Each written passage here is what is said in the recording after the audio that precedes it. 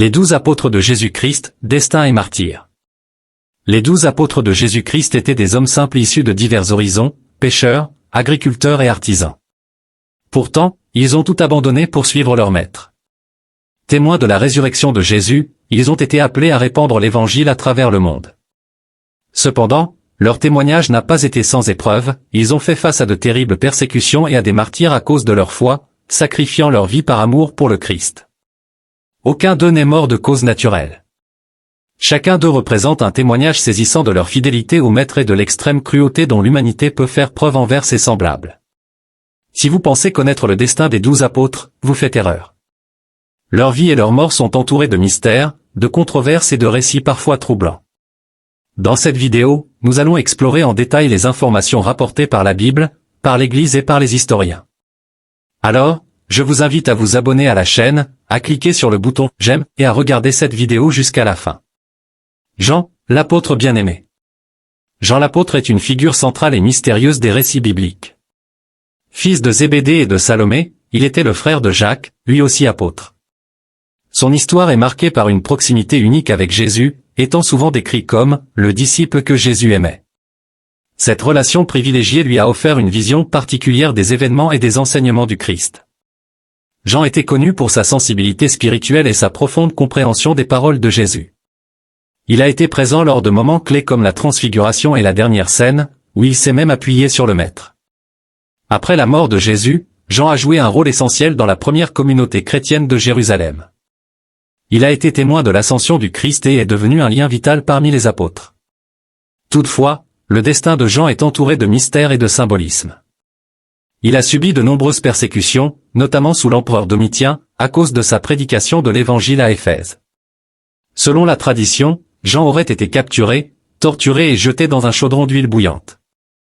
Pourtant, Dieu aurait miraculeusement préservé sa vie, et il n'aurait subi aucun dommage. Face à ce miracle, l'empereur aurait ordonné son exil sur l'île de Patmos, une colonie pénitentiaire de l'Empire. Il est important de noter qu'aucun verset biblique ne confirme cet épisode. Ce récit provient uniquement de la tradition des pères de l'Église, qui ont transmis et développé des enseignements théologiques encore utilisés aujourd'hui. C'est sur l'île de Patmos que Jean aurait reçu les visions apocalyptiques compilées dans le livre de l'Apocalypse, révélant des enseignements profonds sur l'avenir et témoignant de sa proximité spirituelle avec Dieu. Concernant sa mort, la tradition chrétienne rapporte que Jean, malgré plusieurs tentatives d'exécution par les autorités romaines, serait finalement mort de cause naturelle. Selon l'évêque Polycarpe d'Éphèse, confirmé par Eusèbe de Césarée dans son histoire ecclésiastique, l'apôtre Jean serait décédé à Éphèse, en Asie mineure, en l'an après Jésus-Christ, à l'âge d'environ 94 ans. Cependant, une légende raconte que son tombeau était vide lorsque l'empereur Constantin l'a fait ouvrir pour y construire un édifice religieux. Dans la maturité de ces années, Jean, enveloppé de sagesse après des décennies de réflexion et de service, est devenu un pilier de la communauté chrétienne. Ses paroles, empreintes de profondeur spirituelle, ont guidé, corrigé et encouragé les fidèles, portant à jamais l'empreinte de celui qui avait marché aux côtés du Christ. Christ raisonnait avec autorité et amour, fortifiant les racines de la foi naissante. Dans ces derniers jours, le bien-aimé apôtre réfléchissait à la trame de l'histoire qu'il avait traversée, depuis les débuts modestes sur les rives de la mer de Galilée jusqu'aux intrigues complexes d'Éphèse, où l'Église luttait déjà pour préserver son identité au sein d'un monde souvent hostile. Dans chaque parole écrite, dans chaque conseil donné, Jean mettait en avant le cœur de l'Évangile, l'amour inconditionnel de Dieu manifesté en Jésus-Christ. Il rappelait sans cesse à la communauté l'importance de rester fidèle à la vérité tout en prônant l'amour et l'unité, invoquant la prière même de Jésus pour que ses disciples soient un, Jean 17h21. Dans les visions rapportées dans l'Apocalypse, Jean offrait à l'Église une perspective d'espérance et de triomphe, même au milieu des persécutions et des tribulations. Il annonçait la victoire finale de l'agneau, Jésus, sur toutes les forces du mal. Ces visions symboliques servaient de source d'encouragement pour les chrétiens à travers les siècles, leur rappelant que, quelle que soit l'ampleur de l'adversité, le triomphe final appartient à Dieu. À l'approche du crépuscule de sa vie, Jean laissa un héritage inestimable, non seulement en tant que l'un des apôtres fondateurs de l'Église, mais aussi comme un exemple de foi, d'amour et de persévérance. À travers ses écrits et la vie qu'il mena, il continue d'inspirer d'innombrables générations, pointant toujours vers l'amour rédempteur et transformateur de Jésus-Christ. Jacques, frère de Jean. Jacques, connu sous le nom de Jacques, fils de Zébédée, était présent lors de la transfiguration, à la résurrection de la fille de Jaïrus et durant l'agonie éprouvante de Jésus à Gethsémani. Sa relation étroite avec Jean et avec le Christ lui-même souligne sa position importante parmi les apôtres. Son rôle dans la Bible est attesté par le fait qu'il faisait partie du cercle intime des 3 disciples les plus proches de Jésus, aux côtés de Pierre et de Jean. Ces 3 apôtres furent témoins de miracles et d'enseignements exclusifs, révélant la confiance particulière que Jésus leur accordait. Cependant, après la mort de Jésus, la trajectoire de Jacques prit une fin dramatique. Dans le livre des Actes des Apôtres, Actes 12, 1, 2, il est rapporté que le roi Hérode Agrippa, gouverneur de Judée, cherchant à plaire aux Juifs, ordonna l'exécution de Jacques, le frère de Jean. Hérode fit arrêter certains membres de l'Église pour les maltraiter, et Jacques fut tué par l'épée. Le récit ne fournit pas de détails précis sur la méthode exacte d'exécution, mais la tradition suggère qu'il fut soit décapité, soit transpercé par une épée. Il est important de noter qu'il y a 2 apôtres nommés Jacques dans les Écritures, Jacques, fils de Zébédée, dont nous avons déjà parlé, et Jacques, fils d'Alphée, également connu sous le nom de Jacques le mineur. Son rôle dans les évangiles est relativement discret et moins mis en évidence que celui des autres apôtres. Après la mort de Jésus, les informations sur Jacques, fils d'Alphée, deviennent encore plus rares. Toutefois, la tradition chrétienne suggère qu'il joua un rôle dans l'expansion de l'évangile, possiblement en s'engageant dans des activités missionnaires. Concernant la mort de Jacques, fils d'Alphée, le manque de détails spécifiques dans les Écritures et la diversité des traditions rendent le récit incertain. Cependant, la plupart des doctrines chrétiennes croient qu'il mourut également sous les ordres du roi Hérode Agrippa, exécuté publiquement à Jérusalem, probablement décapité. L'image de Jacques décapité est fréquemment représentée dans les peintures, sculptures et autres objets religieux. D'autres sources, comme un texte du 1er siècle après Jésus-Christ intitulé Le martyre des apôtres, affirment que Jacques fut jeté du sommet du temple de Jérusalem avant d'être lapidé à mort. Dans la Jérusalem du 1er siècle, la nouvelle de la mort de Jacques, l'un des piliers de l'Église primitive, résonna intensément dans les rues et les marchés. Son martyre ne fut pas seulement un coup dur pour les disciples de Jésus, mais aussi un signe clair de la montée des tensions entre la jeune Église et les autorités juives et romaines. La mort de Jacques fut un moment décisif, un tournant qui réaffirma la gravité et le prix du chemin de la foi.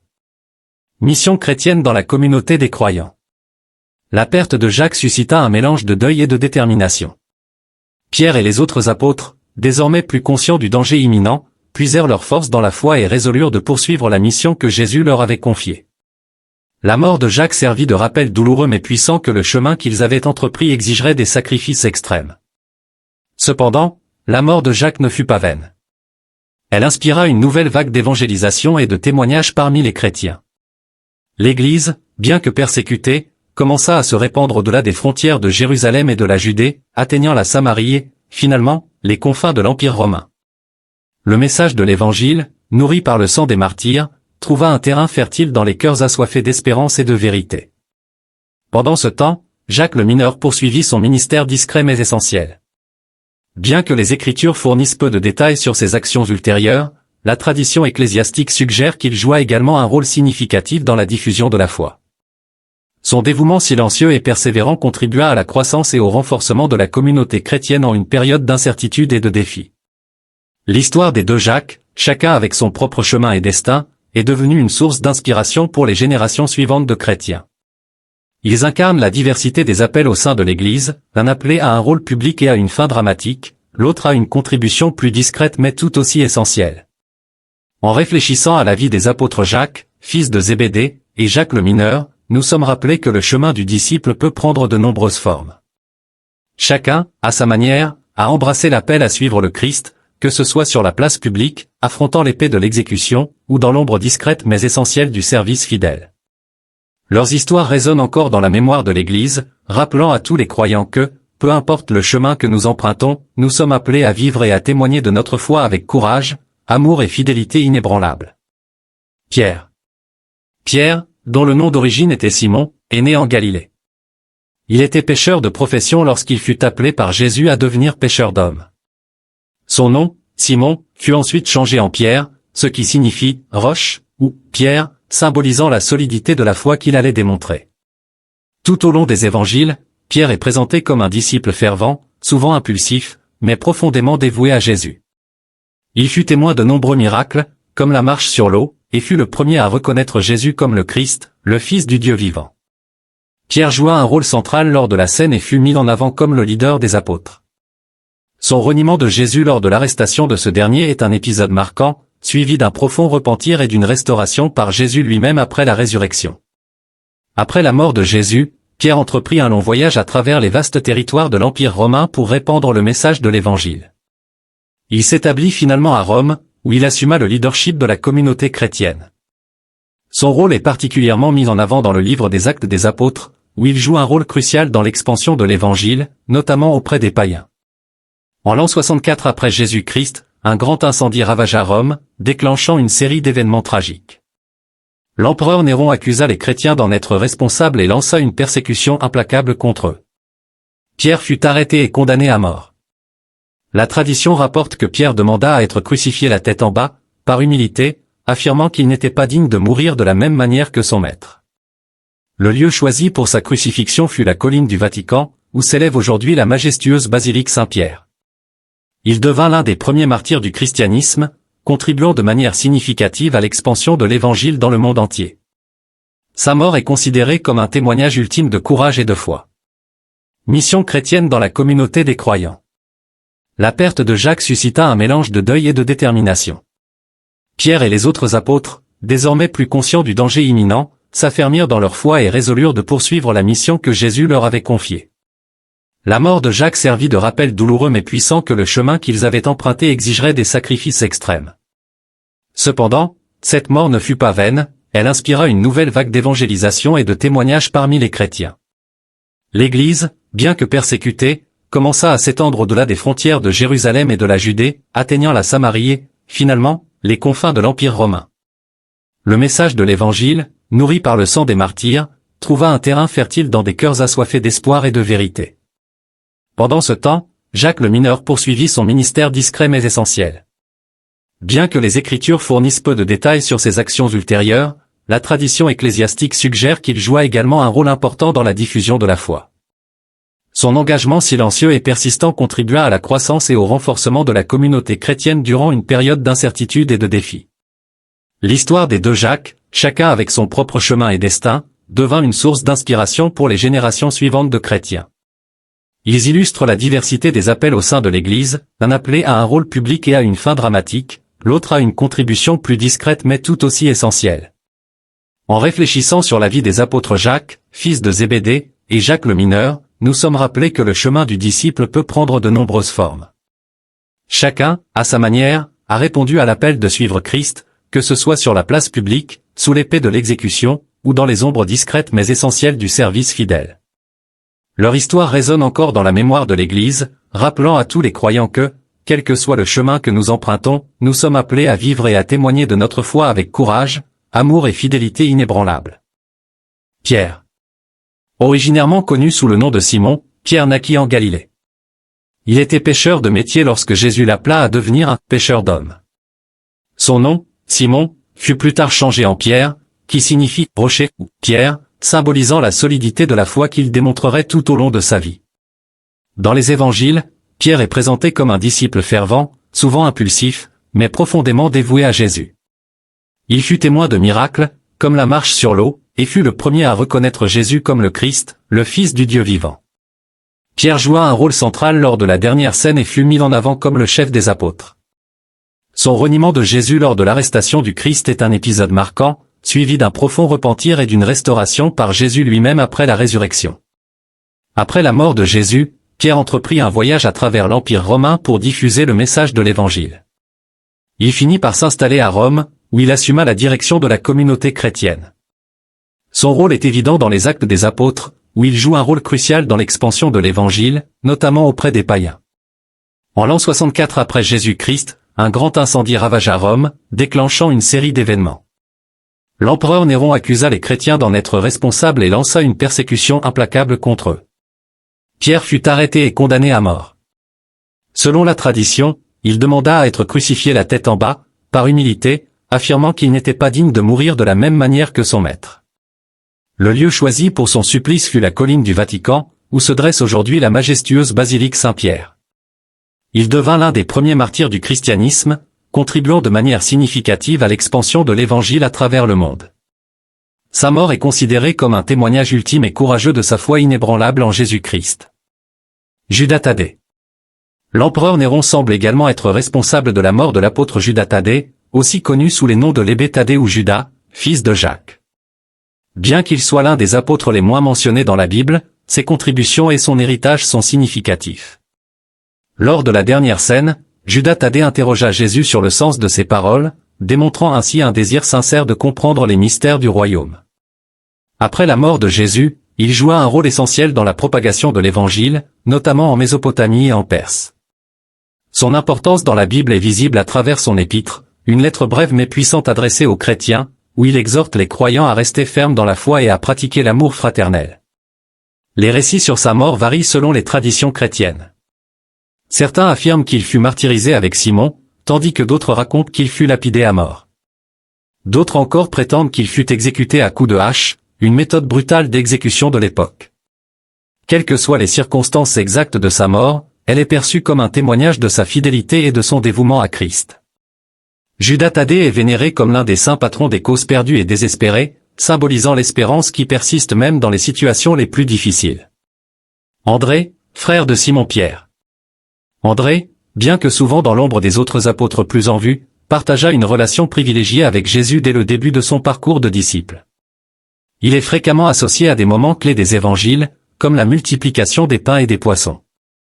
C'est lui qui présenta à Jésus un jeune garçon possédant 5 pains et 2 poissons, permettant ainsi la manifestation de la puissance divine. Après la mort de Jésus, André continua son œuvre missionnaire dans diverses régions, notamment en Écosse et en Grèce, où il est traditionnellement considéré comme le fondateur de l'église de Constantinople. Concernant sa mort, la tradition chrétienne rapporte qu'il subit le martyre à Patra, en Grèce. Avant d'être crucifié, il endura de longues tortures et fut violemment fouetté.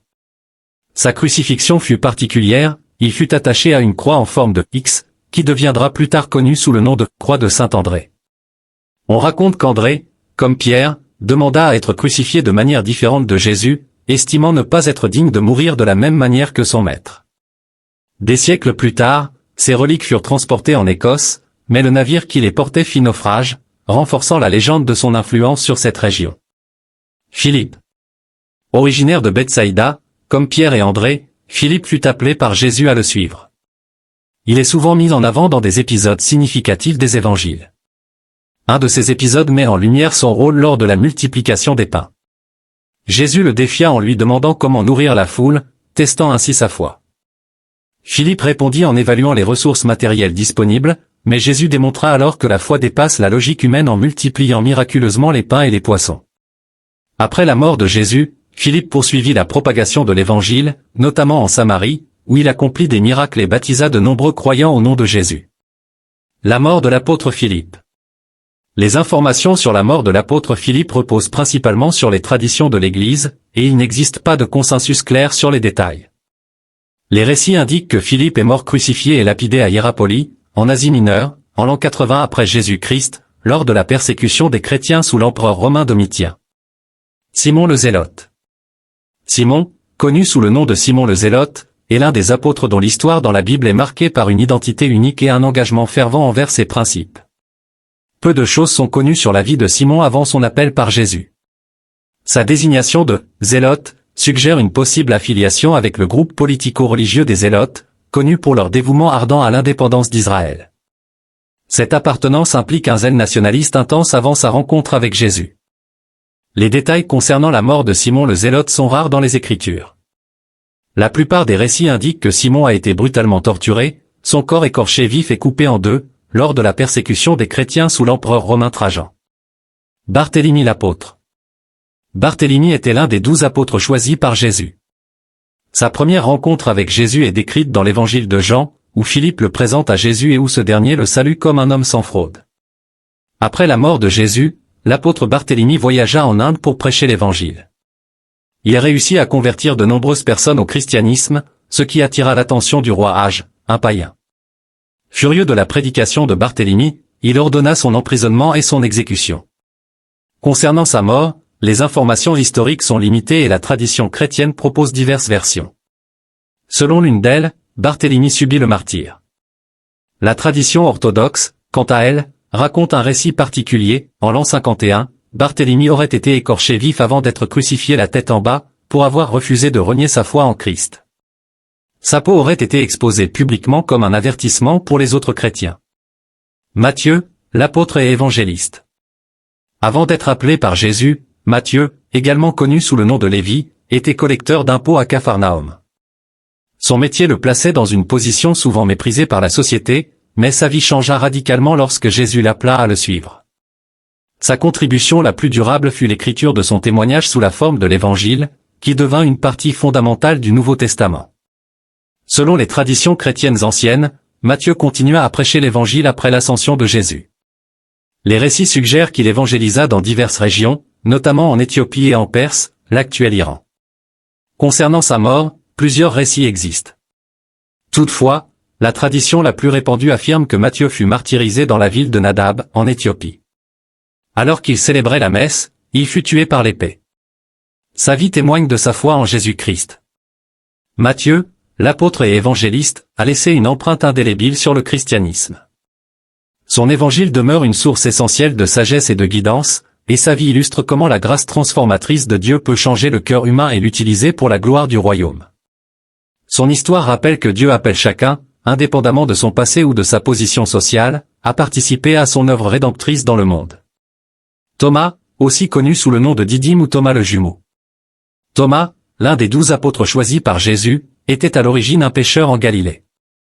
Il est surtout connu dans les évangiles pour sa sincérité et ses hésitations face aux événements extraordinaires. Son surnom de « Didyme », qui signifie « jumeau », suggère qu'il avait un frère ou une sœur, bien que son identité ne soit pas mentionnée dans les Écritures. Après la mort de Jésus, Thomas exprima des doutes sur la résurrection et déclara qu'il ne croirait qu'après avoir touché les plaies de Jésus. Ce scepticisme lui valut le surnom de « Thomas l'incrédule ». Cependant, sa rencontre avec Jésus ressuscité, qui l'invita à toucher ses blessures, le conduisit à une confession de foi profonde, « Mon Seigneur et mon Dieu ». Cet épisode met en lumière non seulement la miséricorde de Jésus, mais aussi l'importance de surmonter le doute pour parvenir à une foi profonde. Les informations sur la vie ultérieure de Thomas sont limitées. Les traditions chrétiennes suggèrent qu'il entreprit des missions en Inde pour répandre le message de l'Évangile. Selon ces récits, Thomas fut martyrisé par des lances à Chennai, en Inde, après une mission évangélisatrice réussie. Judas Iscariote, le traître. Enfin, Judas Iscariote, dont le nom résonne à travers les siècles comme synonyme de trahison, est une figure marquante des évangiles en tant qu'apôtre ayant livré Jésus aux autorités religieuses. Judas était originaire de la ville de Curiote, ce qui lui valut le surnom des Iscariotes. Peu de choses sont connues sur sa vie avant qu'il ne devienne disciple de Jésus. Son choix en tant qu'un des 12 apôtres indique qu'il partageait au départ la même vocation et les mêmes objectifs que les autres disciples du Christ. Le moment tragique qui marque l'histoire de Judas survient lors de la dernière scène. Selon les évangiles, Satan entra en Judas, le poussant à trahir Jésus en échange de 30 pièces d'argent. Il identifia ensuite Jésus aux autorités religieuses par un baiser, signalant ainsi son arrestation. Les raisons de la trahison de Judas restent complexes et spéculatives. Certains évoquent une possible désillusion face au royaume terrestre qu'il espérait voir s'établir, tandis que d'autres suggèrent des motivations financières ou des influences maléfiques. Après sa trahison, Judas connut une descente aux enfers. Pris de remords, il tenta de rendre les 30 pièces d'argent aux autorités religieuses, mais celles-ci refusèrent. Submergé par le désespoir et la culpabilité, Judas jeta les pièces dans le temple, quitta les lieux et se pendit. La tradition chrétienne met souvent en avant la fin tragique de Judas comme un avertissement sur la gravité de la trahison, tout en soulignant la tension entre le libre arbitre humain et le plan divin. Sa mort par pendaison est rapportée dans le Nouveau Testament, notamment dans les évangiles de Matthieu et les Actes des Apôtres. Les récits diffèrent légèrement dans les détails, mais convergent vers la même issue fatale. Selon Matthieu 27, 3-5, après avoir trahi Jésus, Judas se repentit et tenta de rendre l'argent aux chefs religieux. Ceux-ci refusèrent, et Judas, rongé par le remords, alla se pendre. Selon les Actes des Apôtres 1, 18-19, Judas tomba lors d'une descente, provoquant l'éclatement de son corps et la dispersion de ses entrailles. Malgré ces légères différences, les deux récits insistent sur la fin tragique de Judas, marquée par un profond désespoir et l'absence d'espoir en la rédemption. Son histoire demeure un rappel solennel des conséquences de la trahison et du poids du remords sans pardon. J'espère que vous avez apprécié la vidéo. N'oubliez pas de vous abonner à la chaîne, de laisser un « j'aime » et de cliquer sur l'une des 2 vidéos qui apparaîtront pour continuer à regarder notre contenu. Que Dieu vous bénisse. Personne avec les mains jointes.